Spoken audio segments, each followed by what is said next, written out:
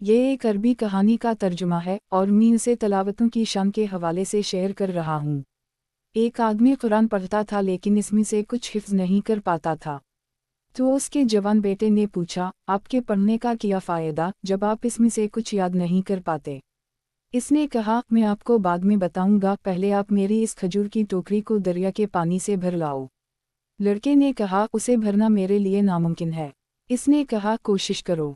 ٹوکری کوئلہ لانے لے جانے کے لیے استعمال ہوتی تھی لیکن اس میں پانی نہیں بھرا جاتا تھا۔ بہرحال لڑکا اسے لے کر دریا کی طرف گیا، اسے پانی سے بھرنے کی کوشش کی اور جلدی سے اپنے باپ کے پاس واپس چلا آیا، لیکن ٹوکری سے پانی بہہ گیا۔ اس نے اپنے باپ سے کہا، کوئی فائدہ نہیں ہے۔ باپ نے کہا، دوبارہ کوشش کرو۔ لڑکے نے ایسا ہی کیا لیکن پانی حاصل کرنے میں کامیاب نہیں ہوا۔ اس نے تیسری، چوتھی اور پانچویں بار بھی کوشش کی لیکن پھر بھی کوئی فائدہ نہیں ہوا۔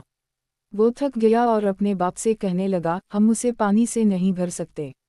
باپ نے بیٹے سے کہا، کیا آپ نے ٹوکری کو غور سے نہیں دیکھا؟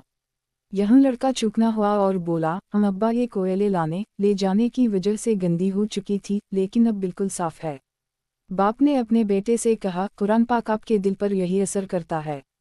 دنیا اور اس کے اعمال آپ کے دل کو گندگی سے بھر دیتے ہیں لیکن قرآن پاک اس پر دریا کے پانی کی طرح اثر کرتا ہے۔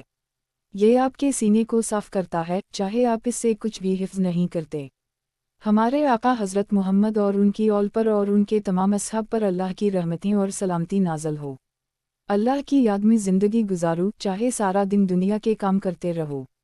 اللہ تعالیٰ قرآن پاک کو ہمارے دلوں کی بہار اور ہمارے سینوں کا نور بنائے۔ آمین۔